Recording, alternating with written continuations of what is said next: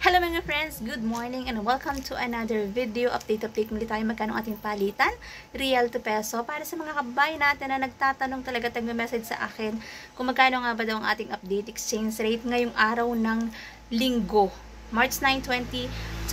Siyempre mga friends, true STC pa rin po ito. Magkakaiba ang palitan ng bawat bangko, pero konti lang naman ang difference nun. At ang purpose naman ng video na to is para magkaroon kayo ng idea kung magkano ang ating update exchange rate ngayong March 9, 2025. Update natin, 1 real equivalent ng 15.13 pesos. Medyo bumaba mga friends ang ating palitan. Para sa mga kababayan natin na nais magpadala ngayong araw na ito, yan po ang ating update exchange rate. Through STC ito mga friends, STC Pay to bank account.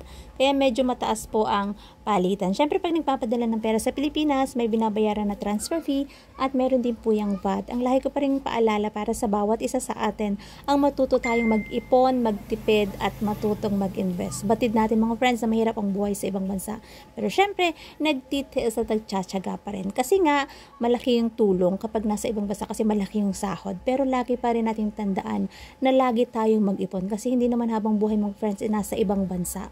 Hindi habang buhay malakas ang ating katawan at kaya nating magtrabaho. Kaya habang may panahon pa, may pagkakataon, may kinikita, matutong mag-save para sa iyong sarili at para sa iyong kinabukasan. Masarap mamuhay sa Pilipinas mga friends. Syempre kasama natin ang ating pamilya.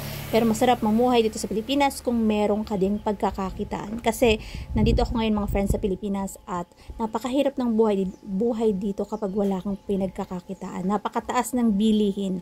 Pero syempre, kung meron kang income dito, okay, at least nakakaraos. At masarap syempre na kasama ang ating pamilya. Kaya habang may panahon pa, magtipid at matutong mag-ipon. So that's it for today's video mga friends. Thank you for watching and see you on my next update. God bless everyone. Much love.